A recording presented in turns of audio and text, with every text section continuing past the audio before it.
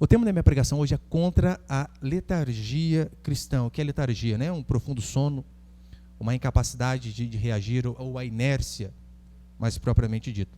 Romanos 13, versículo 11 vai dizer assim: E digo isto a vós outros que conheceis o tempo.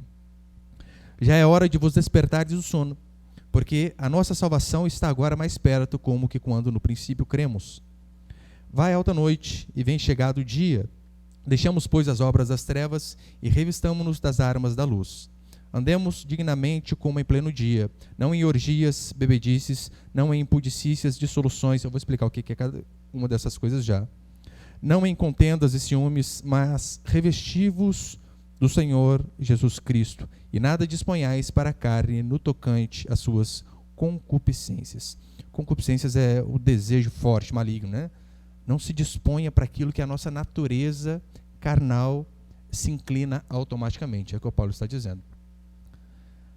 Nas últimas pregações de Romanos, antes da pandemia, eu tinha terminado dizendo o seguinte: eu tinha falado a respeito do julgamento, que haverá um dia, como diz a Escritura, que todos nós seremos julgados pelo Senhor, sejam crentes ou sejam incrédulos. Paulo diz isso em Coríntios. Importa que todos nós compareçamos ao tribunal de Cristo, para que sejamos, para que recebamos o bem ou o mal que tivemos feito por meio do nosso corpo. Ou seja, um dia nós, como cristãos, receberemos a devida punição ou recompensa pelo bem e pelo mal que fazemos, e da mesma forma o ímpio. Isso é fato, isso é um ponto pacífico, independentemente de posição teológica que você venha a ter. Dispensacionalista, amilenista, não importa. Todos, de fato, acreditam que haverá um dia em que o Senhor julgará a todos. Haverá um julgamento de crentes e de ímpios, e dos ímpios. E o que define a nossa posição no dia do julgamento, de que lado nós estaremos? Se é daquele lado em que nós ouviremos o Senhor, servo bom e fiel, entra no gozo do teu Senhor, ou do outro lado, apartai-vos de mim. O que define a nossa posição é a forma como que nós vivemos aqui na terra. E é claro, eu não falo de uma moralidade sem Deus, mas falo dos frutos do Espírito. Eu não estou dizendo a respeito da justificação pelas obras, de forma alguma, porque Paulo, ele gasta 11 capítulos de Romanos, na verdade, dizendo o contrário, que a nossa justiça, que a nossa salvação, não é com base naquilo que nós fazemos, mas com base naquilo que Cristo Jesus fez por nós no Calvário. Pronto. A nossa salvação depende apenas disto. O que nos salva não são as obras, mas as obras são evidências de que somos salvos. Como diz Tiago, a fé sem obras é morta, ou seja, o seu modo de agir mostra se de fato a salvação te alcançou. Porque não cola para Deus esse papinho de que, olha, o que importa é o interior, o exterior não interessa, a roupa que eu visto, o jeito que eu falo. Óbvio que importa, se o interior foi transformado, como o exterior não será? Claro que importa. Billy Graham, o evangelista cristão, ele diz assim: nós somos as Bíblias abertas que o mundo está lendo, nós somos os sermões que o mundo está prestando atenção.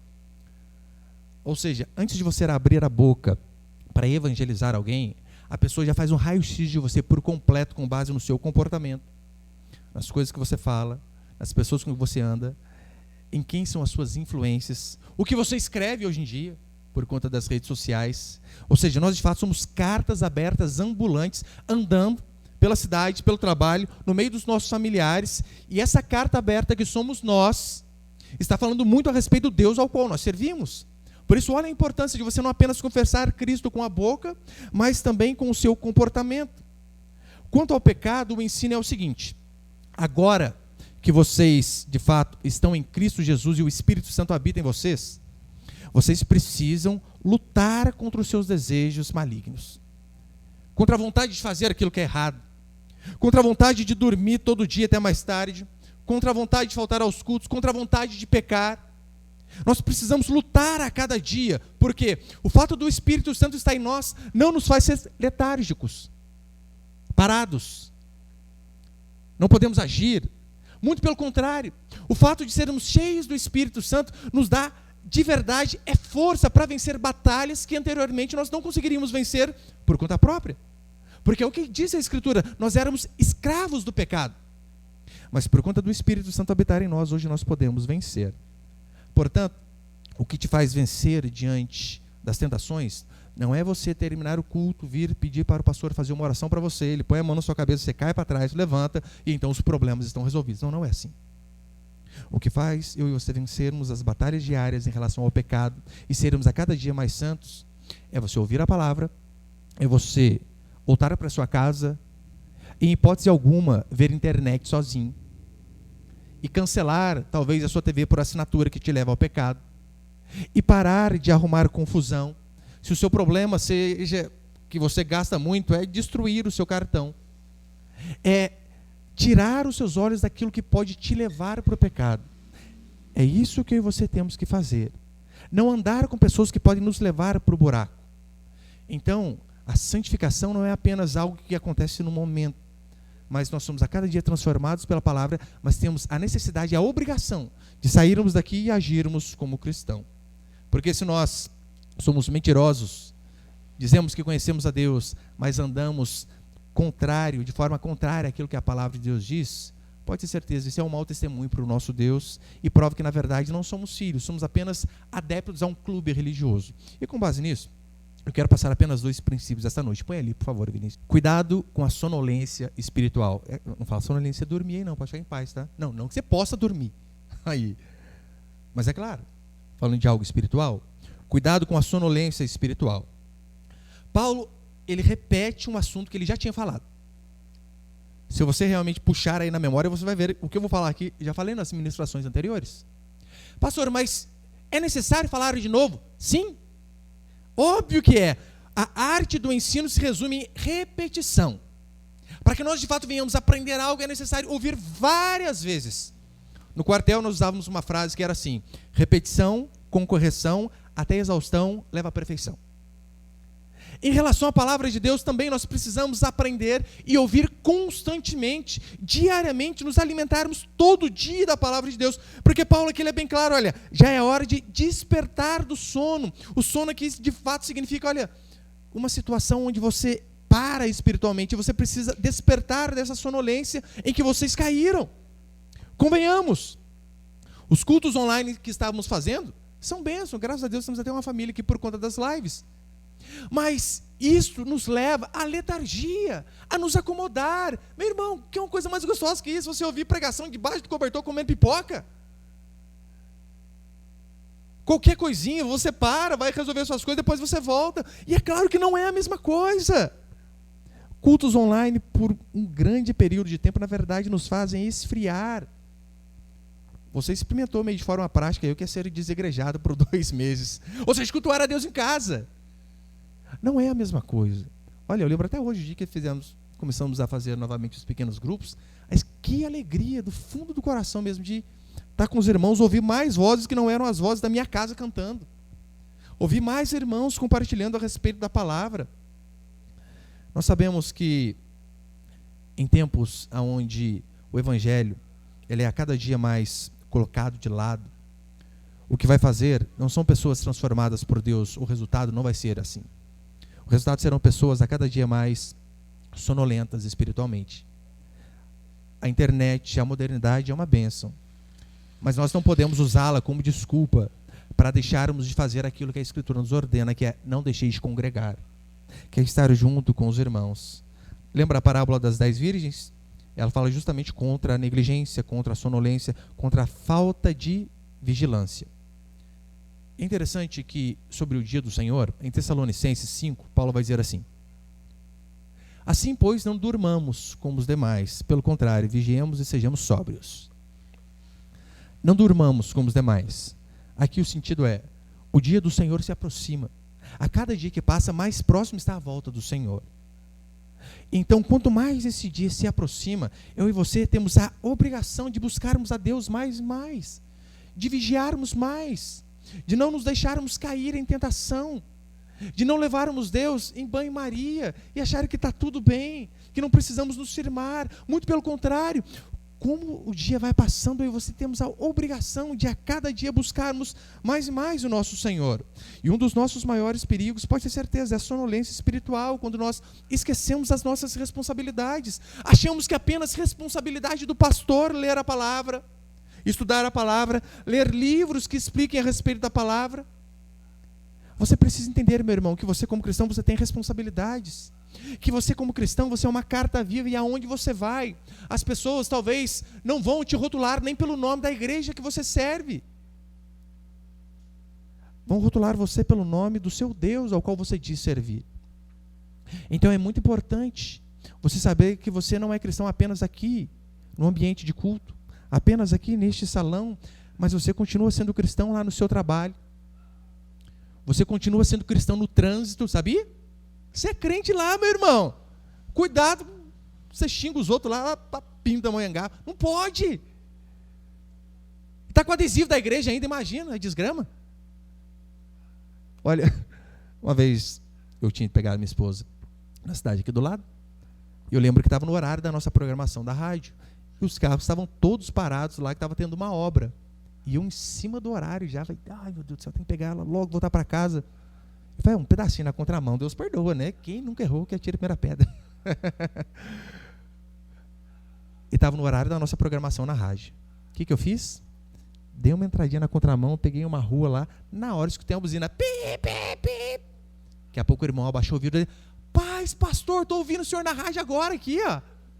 Nosso Deus. Falei, Senhor, envergonha seu servo. Aí a gente esquece que continuamos sendo cristãos. Somos cristãos nas redes sociais, sabia disso? Cuidado com fotos sensuais, com versículo embaixo, dizendo, o Senhor é o meu pastor e nada me faltará. E às vezes falta um pedaço de roupa para tampar o decote, irmã. É só isso que falta. Continuamos sendo cristãos. Tome cuidado com o seu palavreado. Tome cuidado com comentários, porque eu sei, irmão, às vezes, principalmente quando o esquerdista escreve as coisas, dá vontade de voar com os 2 pés no pescoço. Mas a gente tem que fazer uma força, justamente para não ser deselegante, dizendo a verdade, mas não sermos baixos. E você precisamos entender que somos cristãos em todo e qualquer momento. Olha, eu acho tão baixo. Eu sei que a gravidez é algo maravilhoso, né? Barriga, que é coisa linda. Mas eu acho tão horrível irmãs que acham que por conta da gravidez faz né, põe uma pessoa para tirar foto lá, não sei como chama, né, ensaio, faz um ensaio lá e tá lá as fotos, meu Deus, só com um topinho desse tamanho, com sutiã, um barrigão aparecendo, um short pequenininho com as pernas tudo de fora. Ah, mas isso aqui é para celebrar a gravidez. Oh, mas a gravidez, ela dá aval para sermos sensuais? Ah, pastor, mas eu queria guardar de recordação. Ora, então peça para uma fotógrafa tirar e guarde para você. Precisa se expor. Não há necessidade. Somos cristãos em todo tempo. Quando engravidamos, quando estamos doentes, quando estamos nervosos, quando perdemos o emprego, quando estamos felizes, quando estamos no churrasco. Continuamos sendo filhos de Deus. Portanto, cuidado. Cuidado para você não ser cristão apenas de nome. Olha, eu amo a teologia reformada, é por isso que nós a seguimos. Mas talvez o problema de alguns reformados, sabe qual é? Eles amam tanto a exposição correta da Escritura, e assim que deve ser, só que eles acabam quase que se preocupando apenas com o intelecto, esquecendo do poder de Deus, de que Deus continua sendo soberano, que Deus continua curando, que Deus continua salvando, Deus continua transformando. Acreditam tanto na soberania de Deus que não se importam com o evangelismo, que não se importam com a missão do ID, de pregar o evangelho. Por quê? Porque Deus é soberano, Deus escolhe. Exatamente, mas a soberania de Deus não nos dá o direito de ficarmos parados, imóveis de forma alguma. Cuidado com o perigo de você ser um cristão apenas de forma ritual, mas todavia vazio de coração. Eu não sei se você já leu o livro com sono. É terrível, né? Ou a Bíblia mesmo, você está lendo lá, você está com sono, daquelas pescadas. Daí você está numa parte, ela fala, nossa, como que eu cheguei aqui? Não entendi nada dessa página, gente. O que temos que fazer via de regra? Voltar do começo. A letargia pode, de fato, tornar eu e você cristãos nominais. Que somos apenas, não só nominais, mas também numéricos, né? Temos o nome de cristão e fazemos um número na congregação, mas o nosso coração está longe de Deus. E sabe como que nós fazemos isso? São com pequenas coisas, como, por exemplo, faltar ao culto, deixar de ler a Escritura, deixar de ter um devocional diário, nem que seja poucos minutos, mas ter um tempo para orar, para ler a Bíblia, para participar da comunhão com os irmãos. Olha, os pequenos grupos são fantásticos por conta disso. São irmãos reunidos com o mesmo propósito, glorificar a Deus, e todos compartilham, e todos, sem exceção, são edificados. Não podemos. Daí vamos negligenciando essas coisas. Hoje eu não vou ao culto. Essa semana eu estou cansado, não vou ao pequeno grupo. Eu estou com muito trabalho, essa semana eu não vou ler, hoje eu não vou orar. E essas pequenas coisas acabam nos afastando de Deus paulatinamente. Lembra o livro de Ageu, que eu preguei alguns domingos? Onde eles foram levados cativos, mais uma vez, pelo poder do inimigo. E então eles ficaram lá na Babilônia sem poder cultuar a Deus, sem o templo, sem o culto. E eles ficaram muito tempo sem Deus. Então, quando eles voltam para a terra que Deus tinha prometido, eles não tinham vontade de buscar a Deus mais. Ageu está lá, nós precisamos reconstruir o templo. Eles, Ageu, nós estamos cansados, acabamos de chegar de viagem, para com isso, homem. Estou parafraseando aqui. Mas olha, tanto tempo sem cultuar a Deus, não levou-os a ter fome por Deus. Pelo contrário, levou eles, na verdade, a serem indiferentes para com o Senhor. Por isso não podemos jamais deixar de buscar ao Senhor. Leia, meu irmão e irmã, constantemente a palavra do Senhor. Faça perguntas a ela. Ouça sermões. Decore alguns pedaços, meu Deus. Você consegue decorar lá uma frase inteira para colocar no TikTok e não consegue decorar 3 minutos de sermão? É legalzinho, né? Aquele TikTok, o pessoal fala igualzinho lá. Esse dia eu vi uma mãe que estava com o papel da Rochelle, a mãe do Cris, né? Não sei se você já assistiu. Xingando. Nossa, mas decorou um baita de uma frase. Mas você percebeu que às vezes para decorar um pedaço de um sermão, ou 3 versículos seguidos, a gente nunca faz. Devemos constantemente ler a palavra, fazer perguntas a ela, ler livros que nos ajudem a entender a Escritura, ler biografias de homens e mulheres de Deus. Isso é de suma importância. Isso nos enche de fé. Quando nós lemos o que outros passaram, isso nos enche de fé. Esse é um jeito de, na verdade, nos despertar do sono, da sonolência espiritual. Olha, eu desafio você, se tiver a oportunidade de ler a biografia de Jonathan Edwards, de ler o livro dos Mártires de John Fox, e você vai ver que aqueles homens e mulheres de verdade sofreram por conta do Evangelho. Cerrados ao meio, decapitados, foram arrebentados. E às vezes nós, por conta de uma dor de cabeça, que talvez 20 gotinhas de pirona resolvia o problema, não já é motivo para não vir ao culto. Às vezes é um cansaço, porque dormiu pouco à noite, porque a criancinha acordou. Acontece. Pastor, estava vindo ao culto, mas na hora chegou visita, por isso eu não vim. Quando chega visita na sua casa, você deixa de trabalhar? Você liga para o seu patrão, patrão, estava ainda, mas meu cunhado chegou na hora. Amanhã eu vou, prometo. É assim que fazemos? Não é. Então é de suma importância priorizarmos o Senhor. E o segundo, e último para encerrar, é o seguinte. Põe ali, por favor, Vinícius. Deixemos, pois, as obras das trevas e revistamo-nos das armas da luz. Deixemos as obras das trevas. Primeiro, é necessário que, de fato, o pecado não faça parte da nossa vida. Não faça parte de um plano cristão. E se pecarmos, que seja por acidente, por deslize. Não de caso pensado. Hebreus capítulo 12, versículo 1 vai dizer assim: desembaraçando-nos de todo o peso do pecado que tenazmente nos assedia. Desembaraçar do fato, né, de deixar de lado todo o peso do pecado que vai nos assediar constantemente. Enquanto eu e você formos cristãos, pode ter certeza, o pecado irá nos tentar. Não vai chegar um dia da sua vida sequer que você vai dizer assim: isso daqui eu venci, não tem problema nenhum mais com isso. Igual uma vez eu ouvi de um amigo: olha, esse problema aqui, eu não tenho mais nada. Por exemplo, ele falou: eu não sou tentado por mulher nenhuma mais, isso aí eu venci de uma vez por todas. Eu falei: você é baitola então. Eu não pode falar isso hoje, né? Ou um afetivo. Eu falei: nada. Pode passar uma mulher linda na sua frente, se você não é tentado a olhar, irmão, ou você é gay ou você é anjo, não tem outra possibilidade. Não tem. Então, eu e você, nós devemos lembrar que devemos nos desembaraçar do pecado diariamente, porque ele vai sempre nos assediar. E a figura aqui é, de fato, um ato de uma pessoa tirando uma roupa. Sabe quando você chega cansado do serviço, a roupa toda suja, e você já vai direto para a área de serviço, ali onde tem a máquina de lavar, e você tira aquela roupa e põe para depois você ir para casa? Esse aqui é o significado. É tirar, se despir. Só que tem um agravante, algo que nós precisamos entender. Aqui o verbo ele é no tempo contínuo.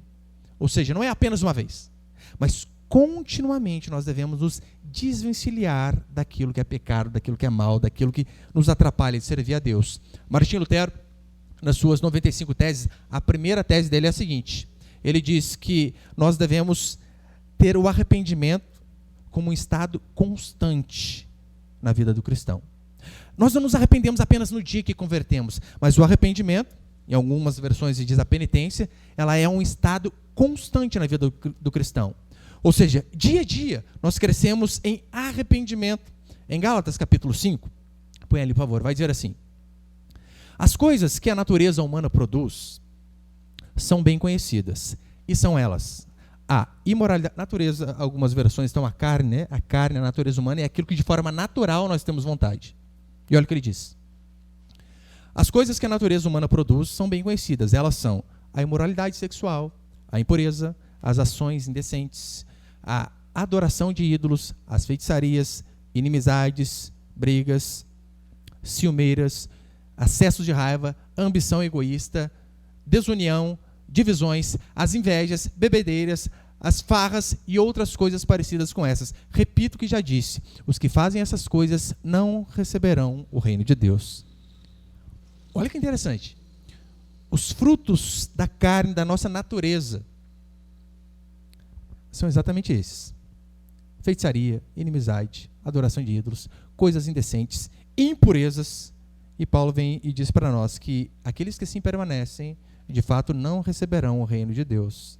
Mas depois disso, aqui no verso 12, Paulo ele é positivo. Ele diz assim: assim que vocês se desembaraçarem de todo tipo de pecado, né, se desvencilharem dele todo dia, assim que vocês assim fizerem, ele continua dizendo: deixemos, pois, as obras das trevas e revistamo-nos das armas da luz. Por que eu e você devemos nos revestir das armas da luz, nos sermos cheios da palavra, cheios do Espírito Santo? Primeiro porque isso é apropriado a nós. E porque se assim fizermos, de fato não passaremos vergonha. Quem aqui passa vergonha por ser honesto? Você pode às vezes ser linchado, falarem mal de você, no meio de um monte de desonesto. Mas nós sabemos que a honestidade, na verdade, ela atrai aplausos. É claro que não buscamos isso das pessoas, mas é isso que se espera do cristão. Isso faz bem a nós, porque é o que Deus nos ordena. Nas trevas nós não enxergamos nada. Convenhamos. Depois que nós convertemos e nós lembramos dos pecados que cometimos lá atrás, o que acontece conosco? Isso nos traz vergonha, é o que Paulo diz. Olha, quando nós lembramos das coisas que nós fazíamos lá no passado, aquilo nos enche de vergonha. Eu não sei quanto você, mas via de regra a gente lembra. Eu falei: nossa, eu não acredito que eu fazia aquilo, gente. Eu fiz isso, Jesus amado. Tá bem que Deus é Deus, porque se eu fosse Deus, eu não me salvava. Ainda bem que Ele é Deus. É porque a luz nos iluminou. E Paulo vem e diz: revistamo-nos das armas da luz. A analogia aqui é de um soldado se preparando para a guerra, sabe? Colocando ali o seu coturno, amarrando, colocando o seu suspensório, pegando o seu fuzil, municiando a sua arma. E ele diz assim para nós: olha, revistamo-nos das armas da luz. Por quê? Porque vida cristã é guerra. Vida cristã não é um voo cruzeiro de primeira classe. Vida cristã é guerra, e é uma guerra diária. E por isso que ele diz: devemos nos revestir das armas da luz. E ele ainda diz, né, de forma digna: andemos dignamente como em pleno dia. A palavra dignamente aqui também pode ser traduzida por honestamente. Procedamos de forma honesta em toda e qualquer situação, ainda que ninguém veja. Ninguém. O que eu e você temos que fazer é permanecemos honestos. William Shakespeare ele diz assim: o hábito proclama o homem. Ou seja, aquilo que nós fazemos de forma habitual mostra, na verdade, quem somos. Você não é o que você fala, você não é as fotos que você posta no Facebook, você não é o que você escreve, você é aquilo que você faz de forma constante, habitual. Esse é você. É por isso que o Facebook é a rede mundial das mentiras. Você já viu mulher colocar foto lavando fogão depois do almoço? Você vê?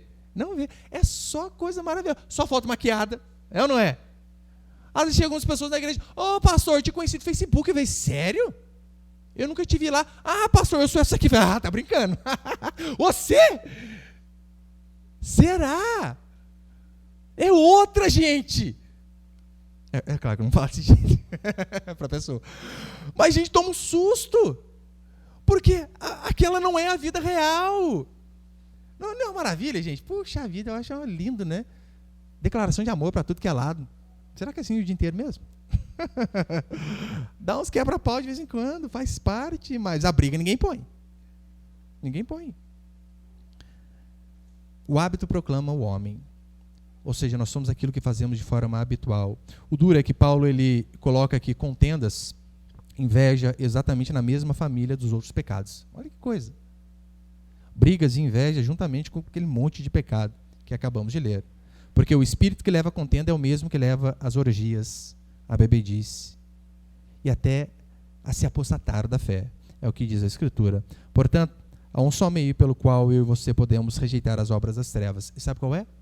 Nos revestindo das armaduras da luz, das armas da luz. É o que Paulo diz. E como que nós fazemos isso? Andando de forma honesta, sendo obediente a Deus, não sendo apenas um cristão nominal, mas ouvindo a palavra, ruminando e principalmente colocando em prática. É só assim que seremos cheios do Espírito Santo. E para encerrar, em Efésios capítulo 5, eu coloquei ali, Efésios 5:18, como que eu e você precisamos fazer para de fato sermos cheios de Deus e nos revestirmos das armas da luz? Em Efésios capítulo 5, versículo 18 em diante, eu vou ler só até o 21, ele vai dizer o que nós devemos fazer. E Paulo começa dizendo assim: e não vos embriagueis com o vinho no qual há dissolução, mas enchei-vos do Espírito. Aqui o verbo é o mesmo, né? Embriagai-vos do Espírito. Podemos ler dessa forma também. E olha o que ele diz: não, bebe não. Quem enche a cara, se enche do Espírito Santo. E como que nós fazemos? Uma oração super poderosa, pastor. Se for estrangeiro ainda, meu irmão, a unção é mais poderosa. Eu, pelo menos, tinha essa ideia. Uma vez estava numa conferência, falei, cara, o cara veio lá dos Estados Unidos, não é possível que a unção dele é igual dos brasileiros aqui, gente. Olha o valor do dólar. Deve ter mais unção, meu Deus. E eu lembrei, põe a mão na minha cabeça, eu te abençoo. Eu falei, não adiantou nada, gente. Ou eu sou gelado demais, não é possível. Homem duro. Como que somos cheios do Espírito Santo? Falando entre vós, com salmos, entoando e louvando de coração ao Senhor com hinos e cânticos espirituais. Por isso que é de suma importância o louvor na igreja. Porque o culto tem louvor. É assim que funcionava no Antigo Testamento, é assim que é o culto. Não podemos pegar ele fracionado, mas faz parte. O louvor é justamente para nos preparar, para louvarmos a Deus, para nos prepararmos para receber a palavra. Ele diz, como que nós somos cheios do Espírito Santo? Falando com salmos, entoando e louvando de coração ao Senhor com hinos e cânticos espirituais, dando sempre graças por tudo a nosso Deus e Pai, em nome do nosso Senhor Jesus Cristo, sendo grato. O ingrato não é cheio do Espírito Santo. Daí você reclama, ai meu Deus, acabou a quarentena, tem que trabalhar de novo. Ai, essa miséria de salário. Ai, mas cadê o cliente que não aparece? Se você vive reclamando, como vai ser cheio do Espírito Santo? Não vai. Sujeitando-vos uns aos outros no temor de Cristo. E depois ele continua. Olha que interessante. Mulheres, sejam submissas ao marido como ao Senhor. O que Paulo está dizendo é que uma forma da mulher ser cheia do Espírito Santo é como se sujeitando ao marido. Que coisa, hein, irmã? Talvez por isso você sendo meio carnal. Se sujeitando. Marido, como que você é cheio do Espírito Santo? Amando a sua esposa como Cristo amou a igreja. Daí você consegue gastar 2h30 limpando o carro, troca os 4 pneus e não consegue dar um par de sandália para ela. Conversar 15 minutos olhando o olho. Como vai ser cheio do Espírito Santo? Não tem como. Então, se eu e você queremos, de fato, nos desencilhar daquilo que é pecado e nos enchermos da palavra de Deus, precisamos a cada dia mais seguir o conselho de Paulo. E assim seremos cheios do Espírito Santo. Amém, meus irmãos? Você pode ficar de pé aí por um instante, então, por favor?